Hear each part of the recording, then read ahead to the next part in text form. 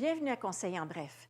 Nous résumerons pour vous en 30 minutes la séance extraordinaire, la présentation du budget 2025, ainsi que la séance ordinaire du Conseil municipal de Chambly, tenue le 3 décembre 2024. Après avoir approuvé en séance extraordinaire les prévisions budgétaires et les ajustements au programme triennal d'immobilisation, la mairesse Labbé a présenté les grandes lignes du budget 2025. Bien, en commençant, mot de la mairesse, en fait, j'avais envie de vous dire que ce nouveau budget est élaboré ou a été élaboré avec rigueur et minutie, mais il témoigne surtout de notre engagement envers une gestion responsable des finances publiques, respectueuse de la capacité de payer de chaque citoyen. Ce budget s'articule autour d'un principe fondamental, faire mieux, je dirais même plus, avec les ressources existantes. Concrètement, ça va se traduire par un contrôle minutieux des dépenses de fonctionnement, une optimisation des processus administratifs, la recherche de sources de financement alternatives. Vous allez voir, on aura le temps de s'attarder sur les nouvelles sources de revenus qu'on vous présente dès cette année. L'harmonisation de la taxation des secteurs commerciaux et industriels avec celle des villes comparables est un bel exemple de gestion responsable des finances qui vise à ne pas alourdir le fardeau fiscal de la population. Malgré les défis économiques actuels, je pense que c'est sur toutes les lèvres, les défis financiers ont marqué l'année, ce budget nous permet de bonifier la qualité et l'accessibilité des services essentiels, d'investir dans des projets structurants, la communauté en a bien besoin, pour l'avenir, les générations futures donc, et de préserver la santé financière à long terme de notre ville de Chambly. Donc, on essaye aussi de voir loin. L'ensemble des membres du conseil municipal ainsi que moi-même, nous nous engageons à agir avec transparence, intégrité et responsabilité dans chaque décision, et ce pour le bien-être de la population maintenant, mais aussi celle qui est à venir, donc pour Chambly. Voici les faits saillants du budget. C'est très majeur. Au niveau de la sécurité, c'est une présence maintenant constante de nos pompiers en caserne, donc 24 heures sur 24, 7 jours sur 7. Vous pouvez compter sur eux. On a aussi ajouté un service de premiers répondants. Je vous le dis, ça fait peu de temps, on a commencé en juin, mais déjà, on voit des exemples criants de leur efficacité. On prend en charge des cas, donc des alertes médicales d'urgence dès les premières minutes, et ça sauve des vies. Une nouvelle infrastructure, en fait, 2 nouvelles infrastructures au service de la population qui est à venir en 2025. Oui, on l'attend, mais c'est tout près de l'ouverture. Donc, l'édifice Joseph Ostigui, qui est notre ancienne bibliothèque, qui va devenir un tout nouvel espace multifonctionnel avec des espaces de co-travail, une exposition permanente sur l'histoire de Chambly. C'est une exposition qui va pouvoir être visitée par les étudiants, mais aussi par les gens qui visitent notre magnifique centre-ville. Donc, bel ajout de ce côté-là. Et bien sûr, notre centre sportif régional, on en a parlé aussi beaucoup dans la dernière année, collaboration avec la ville de Carignan, donc une installation moderne avec des gymnases variés pour la pratique d'activités physiques et sportives, donc des espaces intérieurs dont on avait bien besoin. On a voulu marquer aussi le coup en soulignant le bon contrôle des dépenses, et je vous dirais là, que de ce côté-là, ça revient tout particulièrement aux équipes, aux différents services. On va se le dire, malgré l'augmentation des dépenses incontournables, puis je vous en fais une brève mention, mais les quotes-parts, les services qui sont prévus et octroyés par contrat, le coût des matériaux, je ne vous l'explique pas, vous le vivez tous aussi à la maison, mais vous allez voir, vous allez pouvoir bénéficier d'une offre de services qui a été bonifiée parce qu'on a pu faire une gestion rigoureuse au niveau des différents services municipaux sans augmenter ou très peu le budget de fonctionnement. Donc, avec les mêmes moyens qu'on avait l'an passé dans les différents services, ils ont relevé le défi. On va être à la hauteur. Autre fait saillant, sur un budget, en fait, maintenant de 64,5 millions, donc ce qu'on connaît, c'est une augmentation de 4,5 % de notre budget de fonctionnement global. On a décidé de vous faire ressortir les différentes variations de revenus, donc d'où vient ce 4,5 % supplémentaire. Vous avez une augmentation des revenus de taxes et de la taxation. On le dit souvent, l'assiette fiscale d'une ville, c'est beaucoup au niveau du foncier. Cette année, le fait à rappeler, c'est que ça va provenir principalement de l'harmonisation de la taxe des secteurs industriels et commerciaux, ce qui génère un effort moins important au niveau du résidentiel. Ensuite, on a le partage d'un point de TVQ. C'est quelque chose qu'on a travaillé très fort avec les différentes organisations, le pan-québécoise, en fait, l'UMQ, la FQM ont travaillé très fort pour venir pérenniser ce partage de points de TVQ avec le gouvernement, donc avec l'entente qu'on a signée à l'hiver dernier, c'est chose faite. C'est un revenu non seulement récurrent, mais qui va croître à travers les années. Donc, pour nous, c'est une excellente nouvelle qui se solde par un 642 000 $ de plus.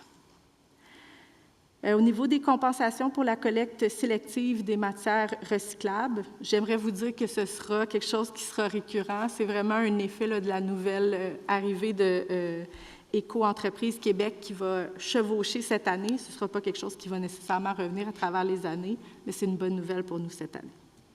Ensuite, pour la contribution de la Ville de Carignan pour le service incendie, petit point de vigilance, ce n'est pas l'ensemble de la facturation, mais bien la majoration d'une année à l'autre qui représente le 112 000 qu'on voit ici à la ligne. Puis ensuite, on projette là, pour la tarification du complexe sportif dont je vous parlais tout à l'heure, un ajout de nouveaux revenus, donc de 134 000 $ qui n'étaient pas déjà présents. Autre fait saillant, on a voulu aussi vous détailler les principales variations au niveau des dépenses, donc où on a encore là, parce qu'on a un budget équilibré, où on a un 4,5 % qui vient changer. Donc, au niveau de l'indexation annuelle des salaires, les avantages sociaux, c'est vraiment au niveau de l'ensemble de la masse salariale, où vous voyez là, le chiffre quand même impressionnant qui frôle près de 2 millions. Ce qu'il faut comprendre là-dessus, c'est que le grand coût qu'on doit donner au niveau du service incendie pour la garde en caserne là, représente 471 600, donc vraiment seulement pour le personnel du service incendie. Puis vous avez aussi un 113 900 qui n'est pas un salaire récurrent, là, qui est vraiment vu pour le personnel électoral. Je vous rassure tout de suite, ce sont des sommes qui sont provisionnées au fur et à mesure des années. Donc, au niveau électoral, on a pensé là, sur 4 ans à mettre des sommes de côté.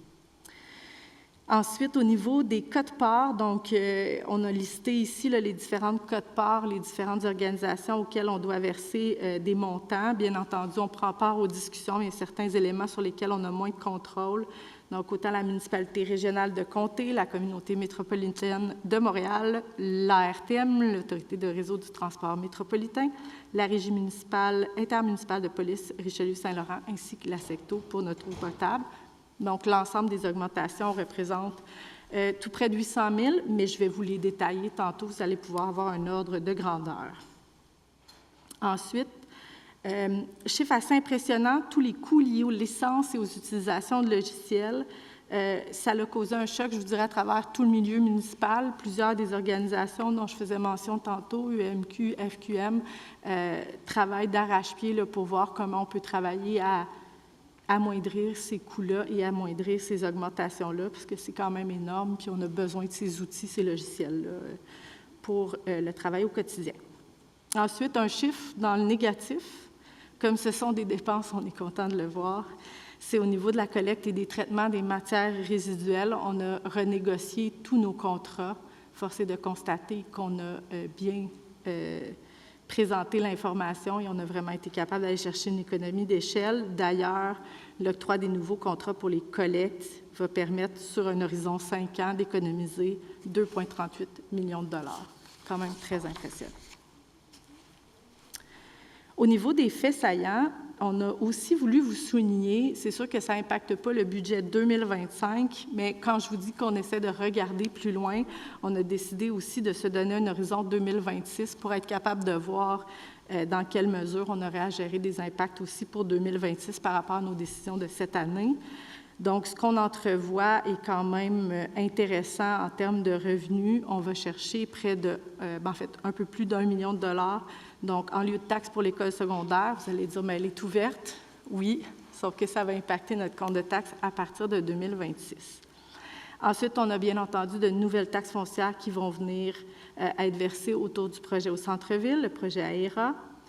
Le partage du point de TVQ dont je vous parlais tantôt, quand on dit qu'il est en croissance, l'an prochain s'ajouteront donc 260 000 $. C'est quand même un autre montant très intéressant. Puis ensuite, on a tous les revenus fonciers provenant des nouveaux bâtiments industriels. On a vendu plusieurs terrains, maintenant les projets s'activent, donc ça va représenter aussi une belle croissance. Le compte de taxes résidentielles 2024 a été comparé à celui d'autres municipalités, puis à celui de 2025. Je veux vous souligner surtout l'écart favorable. On est 25 % en dessous du compte moyen. Puis on a fait un comparatif sur une résidence, encore là, dans la moyenne, qui est rendue quand même à 519 000 $. Donc, une moyenne de 3 804 $. Chiffre à retenir pour le prochain tableau. L'impact pour cette année va se chiffrer individuellement là, sur une maison d'une valeur moyenne autour, en fait, à 91,77 $ par compte de taxes. C'est une augmentation de 3 %. Je vous disais de retenir le chiffre de 3 800 $. Ça nous donne quand même un compte de taxes qui reste à 3 154 $. Donc, pour nous, c'est un effort qu'on considère juste à ce niveau-là, donc au niveau des maisons unifamiliales. Puis je vous dirais qu'en fait, dans la réflexion, on s'est beaucoup basé sur la moyenne de l'IPC 2024, qui, au moment où on s'est réunis en novembre, là, était au niveau de 3,1 %, si je ne me trompe pas, je fais de mémoire. Donc, c'est pour ça qu'on a visé le 3. Ça représente, au niveau d'une propriété moyenne, si on regarde dans les condos, la valeur moyenne qui s'élève autour de 309 000 $. Le compte de taxes moyen serait autour de 2 058. C'est une variation de 2,31 %, autour d'environ 46 $. Donc, on est en bas et du 100 et du 50 $ pour chacun des efforts à fournir. Le même exercice a été fait pour les comptes de taxes commerciales et industrielles. Donc, si on regarde d'où on partait, vous avez encore là, on a pris les mêmes références de comparables. Elles étaient des bons comparables, elles le sont toujours. Si on regarde, on était au niveau commercial à un écart beaucoup plus avantageux, donc à 35 % d'écart favorable pour le compte de taxes moyen. Encore là, on a été voir un immeuble commercial moyen, donc 1 100 000 de valeur. Je vous demande encore de retenir le chiffre qui est tout en bas, qui est la moyenne, à un peu plus de 23 000 $ pour le compte de taxes commercial. Là, je vais vous demander un gros effort, vous allez retenir 2 chiffres. Au niveau de l'industriel, on a fait le même exercice. C'est sûr que la valeur moyenne est un peu plus élevée. Même équipe de comparables. Puis là, je vais déjà prendre des notes à l'ensemble de ces données-là. Dès la fin de l'Assemblée, là, va être rendu disponible sur le site Internet de la fin de l'Assemblée ou demain matin au plus tard. Mais ils sont prêts. Donc, vous aurez accès à toutes ces données.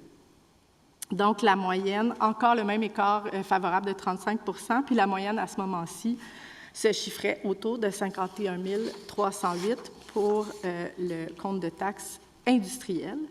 Si on va avec un tableau comparatif pour l'effort qu'on va demander en 2025, du côté du commercial, on se souvient que notre valeur moyenne était autour de 23 000. On sera encore assez bas et de manière très avantageuse, autour d'environ 16 000 pour un compte de taxes moyen au niveau commercial. C'est quand même un effort un peu plus structurant là, du côté du commercial. On a une hausse de 7,3 %. Bien entendu, c'est une hausse moyenne.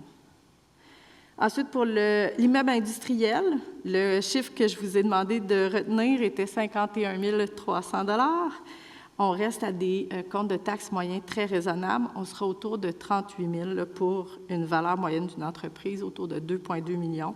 C'est un effort d'environ 15 %. Bien entendu, comme c'est lié à différentes tarifications, la moyenne ne représente pas l'effort de chacune des entreprises, ni au commercial, ni au niveau industriel. Il faut comprendre qu'on doit arriver quelque part à une moyenne. C'est ce qu'on vous présente ce soir, mais ça va varier là, dépendant des tailles d'entreprise, bien entendu. Puis, les quotes-parts ont été analysées. Donc, vous avez vraiment là, la quote-part qui était en 2024, celle de 2025, les différents écarts. Donc, vous pouvez voir, quand je vous parlais d'impondérables, de montants sur lesquels on a quand même un certain pouvoir, mais qui nous demandent des efforts supplémentaires. On est quand même là, entre 3,75 % et 10 % d'augmentation. C'est assez important. Donc, on doit aussi assumer ces quotes-parts. On a traité des affectations des redevances. On a créé 4 fonds, vous vous souviendrez. Donc, lutte au changement climatique, acquisition de milieux naturels, infrastructures municipales et voiries, parcs et infrastructures à usage sportif, récréatif ou communautaire, construction, agrandissement et amélioration de bâtiments municipaux.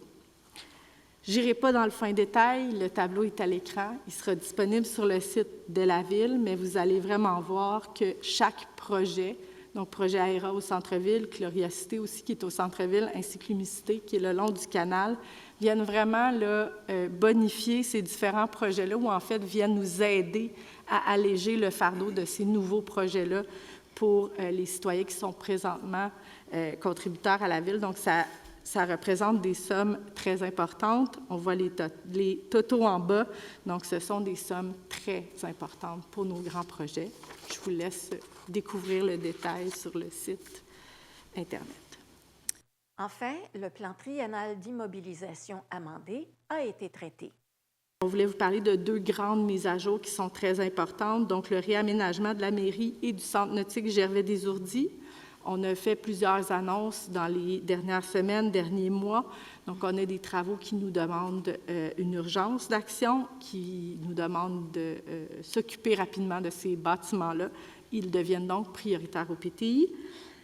Projet prioritaire aussi, je vous le garantis, surtout qu'on est en prise de service au niveau de la piscine, la modernisation du parc Gilles-Villeneuve est bien malgré nous reportée, puis ça, je pense qu'on en a bien fait état. Il est prioritaire, mais il est surtout conditionnel à l'octroi d'une subvention gouvernementale qu'on n'a pas obtenue.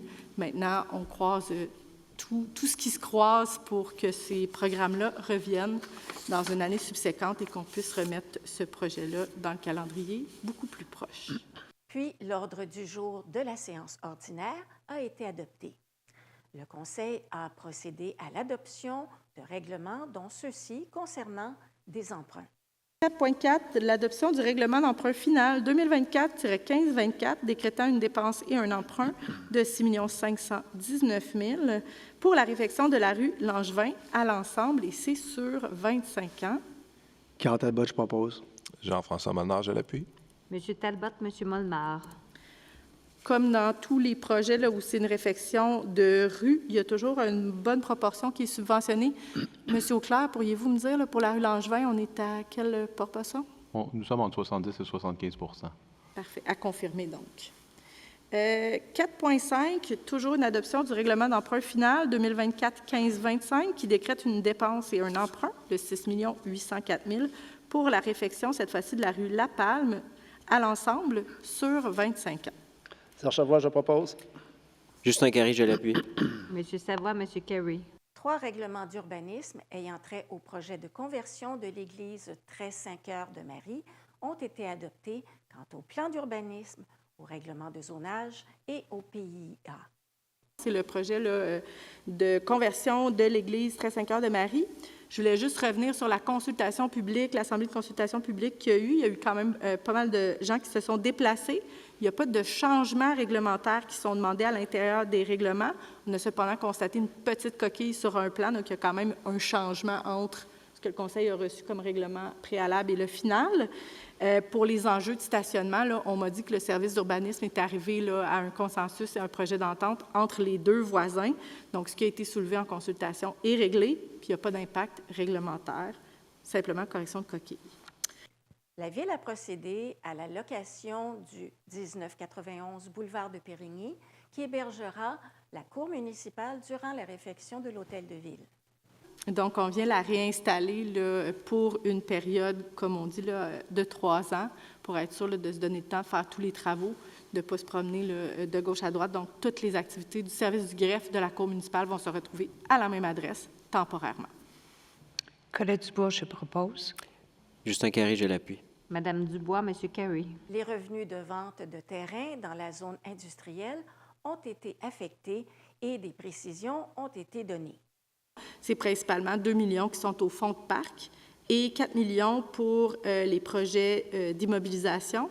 Puis, ce que ça fait, en fait, c'est que ça va vraiment couvrir l'ensemble des projets, des petits projets qui sont prévus au PTI 2025 qui vont nous permettre de payer ces projets-là au comptant.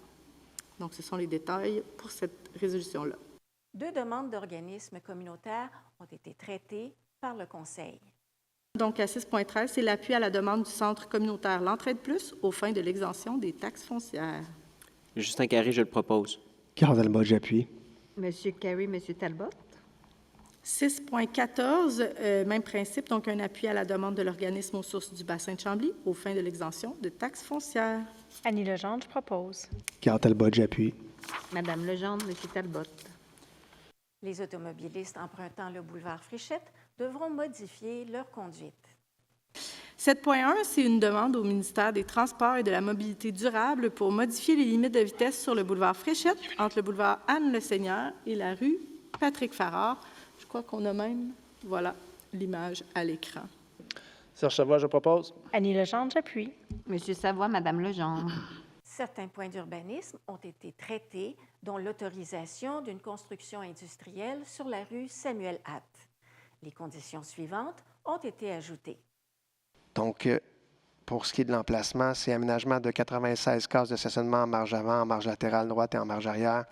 Utilisation d'un revêtement de sol en béton ou asphalte poreux pour les cases de stationnement en avant de la barrière avec allée d'accès en asphalte poreux et en asphalte poreux pour les cases de stationnement et les allées d'accès à l'arrière de la barrière. Une case réservée en autopartage, 3 cases réservées pour les personnes à mobilité réduite, 10 bornes de recharge électrique, 10 stationnements pour vélos. Et puis, il y a tous les détails au niveau de la plantation, là, au niveau de 34 arbres dans la marge avant, 59 arbustes en marge avant et dans les marges latérales près du bâtiment. Jean-François Monard, je le propose. Carl Talbot, j'appuie. Monsieur Molnar, Monsieur Talbot. Peut-être juste spécifier, là, c'est le projet dont on avait demandé des précisions, donc VR panoramique qui vient s'installer sur Samuel-Hatt. Le Conseil a adopté la nouvelle politique culturelle de Chambly ainsi que son plan d'action. Après plusieurs mois de travail et de concertation avec les citoyens, les acteurs culturels et nos partenaires, nous avons mis en place une politique qui répond aux besoins de notre communauté en constante évolution. Après avoir fait le bilan de l'année 2024, Chambly s'est doté d'un nouveau plan d'action à l'égard des personnes handicapées. Chaque ville de 15 000 habitants et plus au Québec est tenue par la loi d'avoir un plan d'action à l'égard des personnes handicapées pour l'accessibilité et l'intégration sociale des personnes vivant avec un handicap, et ils sont multiples, les handicaps. C'est d'ailleurs aujourd'hui la journée mondiale des personnes handicapées. Dans le bilan, il y a beaucoup d'éléments et également dans le plan d'action 2025, qui est le plan suivant. Comme à chaque année, je vous le dis, vous seriez intéressés et c'est intéressant d'aller prendre le temps de lire ces 2 documents qui sont disponibles sur le site Web de la Ville. Aussi, comme je le dis à chaque année, si vous avez des suggestions, des propositions, vous pouvez nous les envoyer soit directement à moi ou alors au service Loisirs et Culture qui est chargé de ce plan d'action. Et on me faisait remarquer tantôt, suite à la question de M. Gélina sur la surdité, il y a depuis peu, ici même à la salle de spectacle Emma Albany, la possibilité d'emprunter un casque d'écoute pour donc les personnes qui vivent la surdité. Donc, c'est un des éléments. Il y en aura d'autres, j'en suis sûr. Donc, voilà, j'en fais la proposition du bilan 2024 en premier lieu. Et je propose Luc Ricard. Merci, Serge. Monsieur Savoie et Monsieur Ricard. Puis je propose par le fait même le deuxième, le 8.6, qui est donc le plan d'action pour 2025. Donc, je le propose. Monsieur Savoie et Madame Dubois. Je m'excuse, Colette Dubois, j'appuie. Excusez, Madame la mairesse, j'ai oublié un élément important. Oui, allez-y, Monsieur Savoie. Le comité, donc, je veux remercier les membres du comité. Sur le comité du plan d'action à l'égard des personnes handicapées, il y a plusieurs personnes impliquées. Il y a des gens, probablement, qui vivent avec un handicap. Il y a des parents d'enfants lourdement handicapés qui sont sur notre comité. Il y a également plusieurs représentants d'organismes spécialisés qui siègent sur ce comité. Et il y a aussi des représentants de chacun des services de la Ville.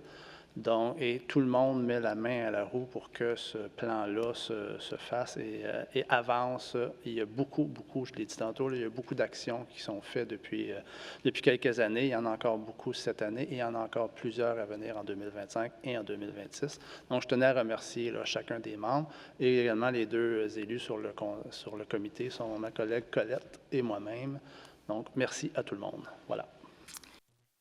La Ville a procédé à un octroi de gré à gré.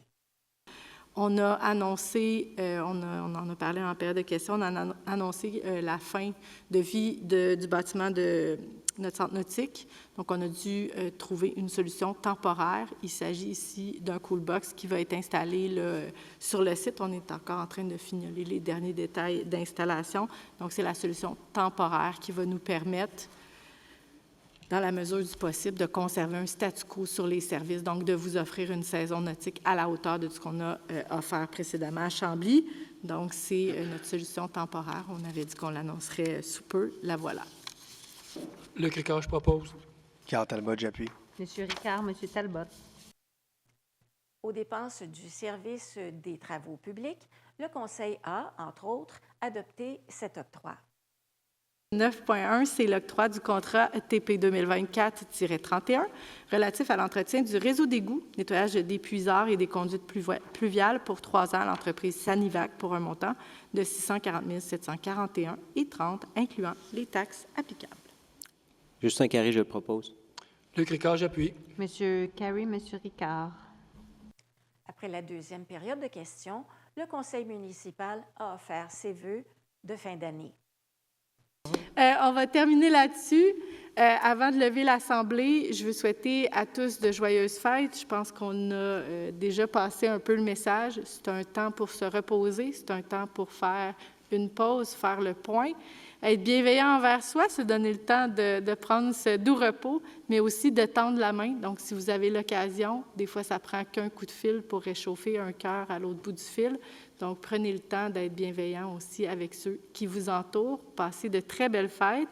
Est-ce qu'on a un proposeur pour la levée de l'Assemblée? Oui, Colette Dubois, je propose avec plaisir. Annie Legendre, j'appuie. Merci beaucoup et à l'an prochain.